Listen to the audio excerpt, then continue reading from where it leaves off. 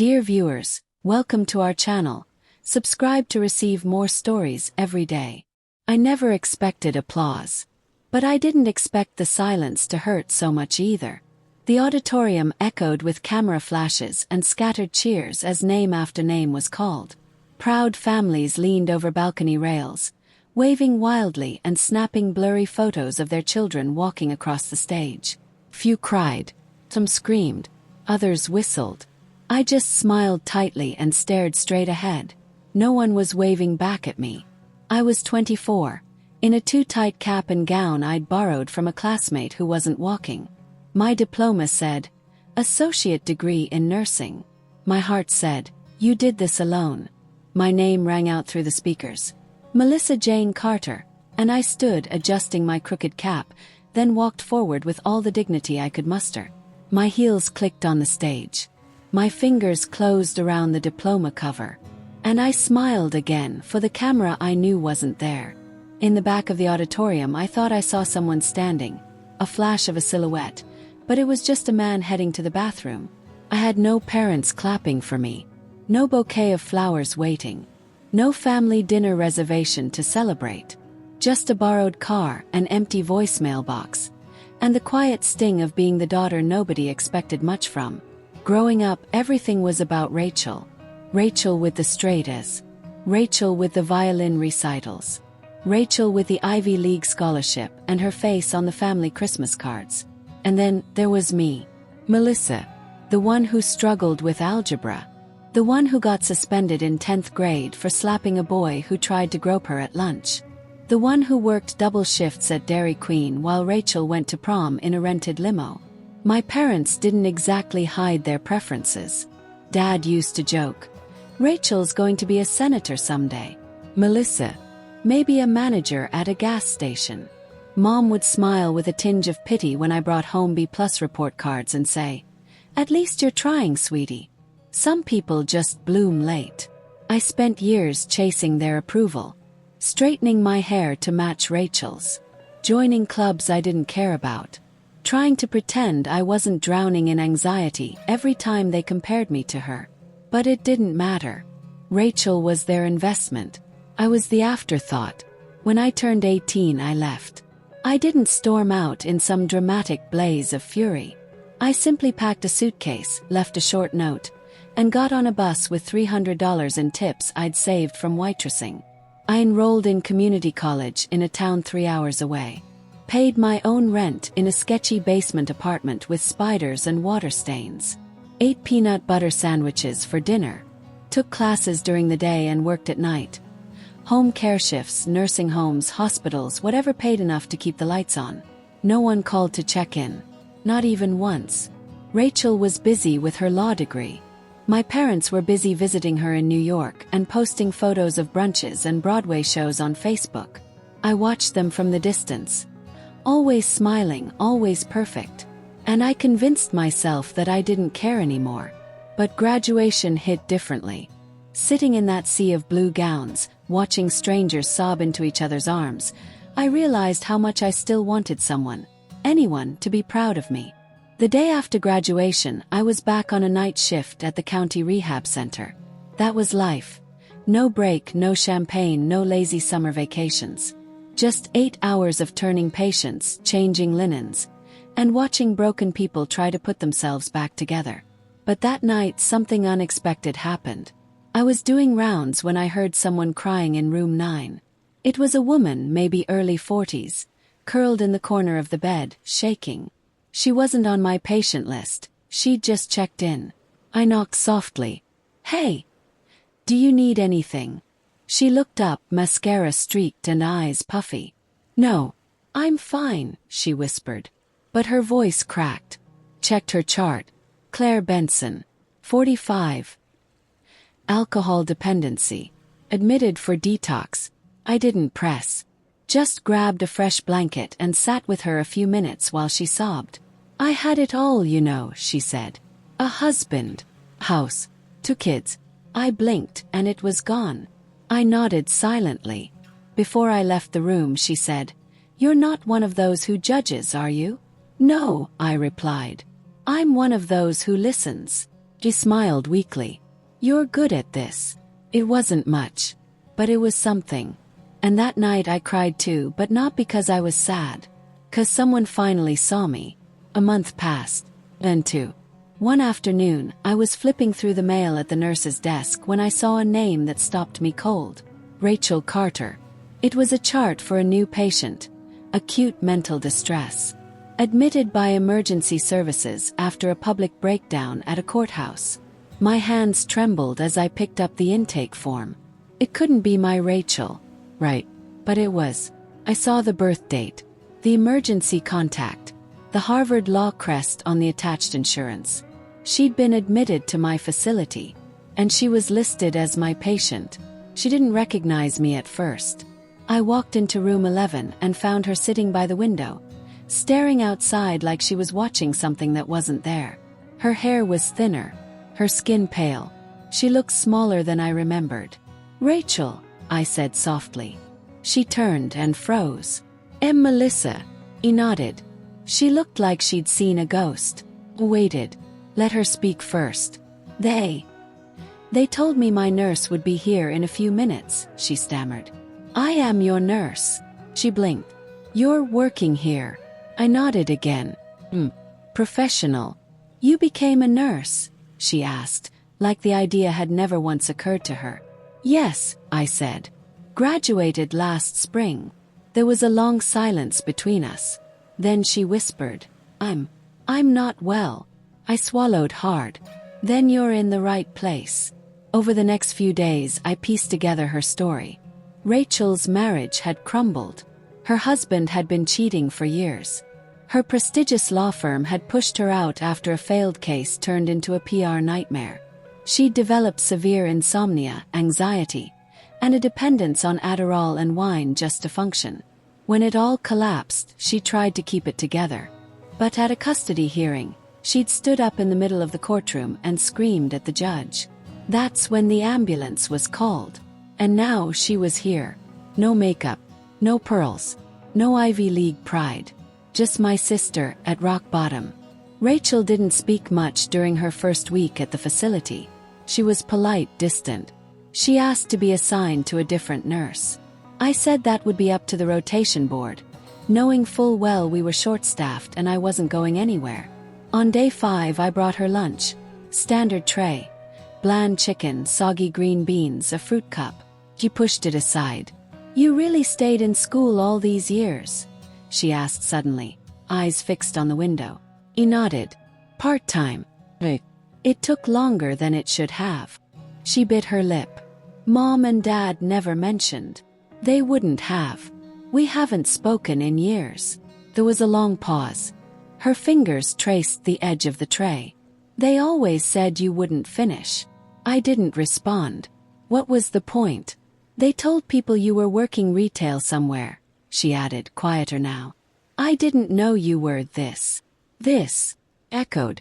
She looked up. You have a career, purpose. You seem okay. I am. She gave a bitter laugh. I'm not. I didn't comfort her. I didn't touch her hand or give her a soft pep talk. I simply did what I always did for my patients. I listened, quietly, without judgment. 2 days later, I walked into her room during my evening rounds and found her sitting upright, waiting. You were always the strong one, she said. That took me off guard. I stared at her. Rachel shook her head. Everyone thought I was the successful one, but I fell apart the second things stopped going my way. You built something with no help. Still I said nothing. It wasn't time to gloat. And it definitely wasn't time to forgive. That night I found myself crying in the break room. Not because of what she said, but because it was the first time in my life I'd heard anything close to an acknowledgement from my sister. Rachel stayed in the facility for 3 weeks. Her vitals stabilized. Her outbursts calmed. She began therapy. She attended group sessions and even helped organize a craft night for the newer patients. One evening, she asked if she could speak to me privately. I followed her into the quiet garden behind the building. It was chilly, late fall. The sun was setting behind the trees, casting long orange shadows across the gravel path. Do you hate me? She asked. I hesitated. Sometimes. I don't blame you, she whispered. I looked at her, really looked. She was no longer the polished woman from magazine spreads and courtroom photos. She was tired, real, human.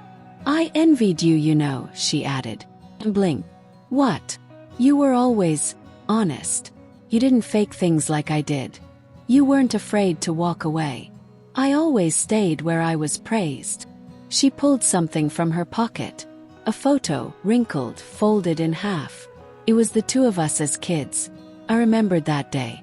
We were playing in the backyard with chalk. Rachel had drawn a crown on the sidewalk. I'd written my name underneath it in all caps.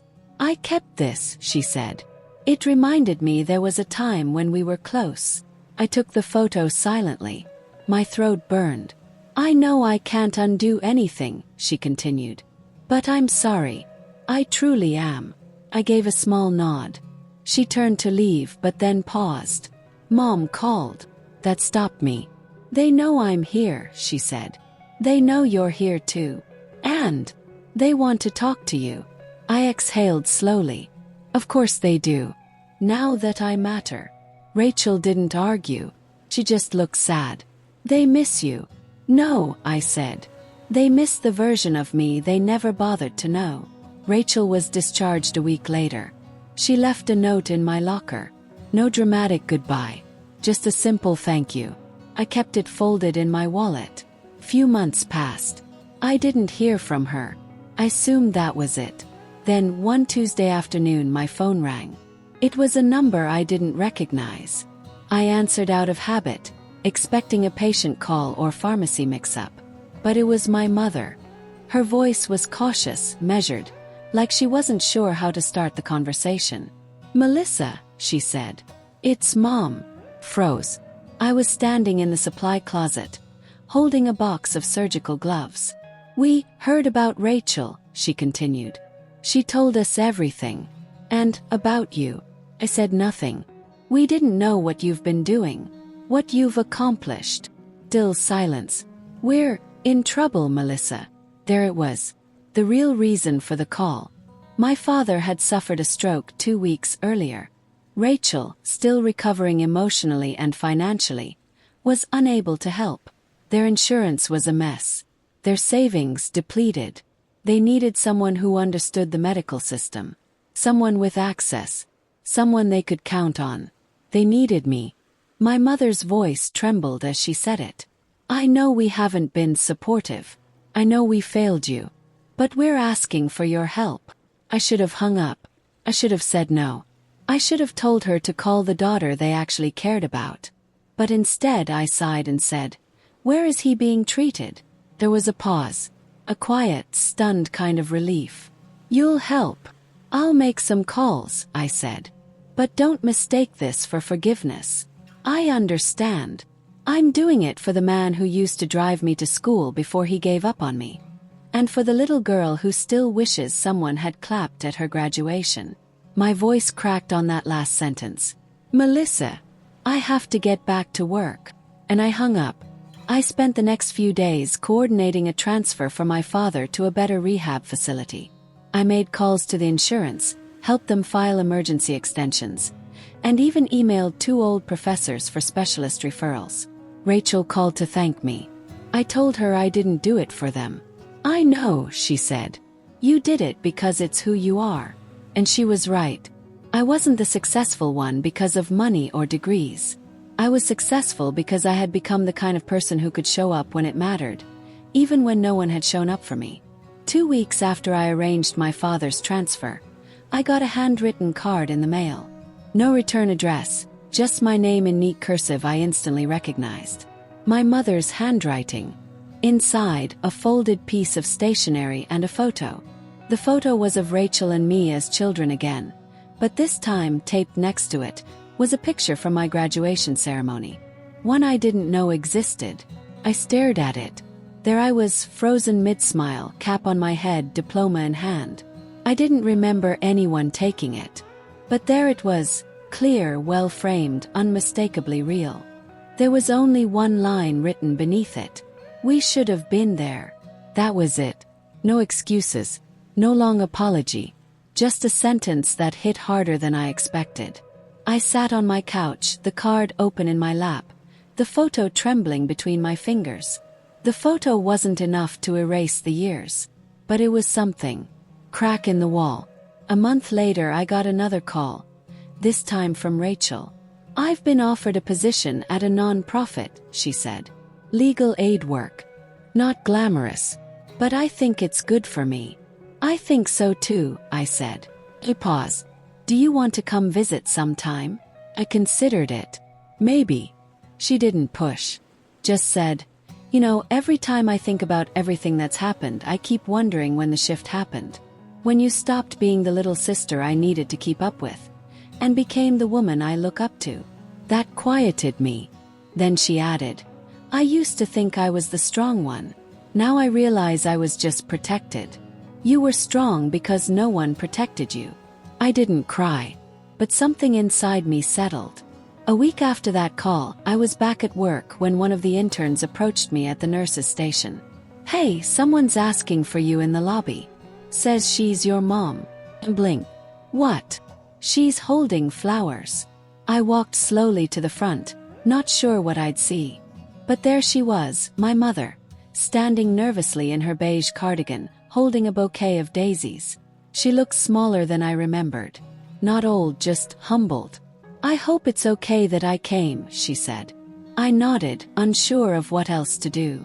She extended the flowers. "They're for you. I know daisies were always your favorite." Took them. My hands didn't shake. She hesitated.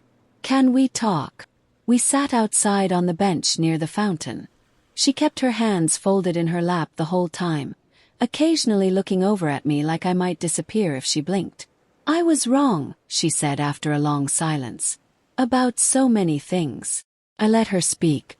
"I thought Rachel needed us more. I thought success looked a certain way. Grades, money, appearances. I thought you'd be fine." I stayed quiet. "But you weren't. And we failed you. And I live with that every day." Still I didn't respond. "I know an apology can't fix everything," she said, voice barely above a whisper. "But I want to try. I want to know you. The real you. Not the version I created in my head.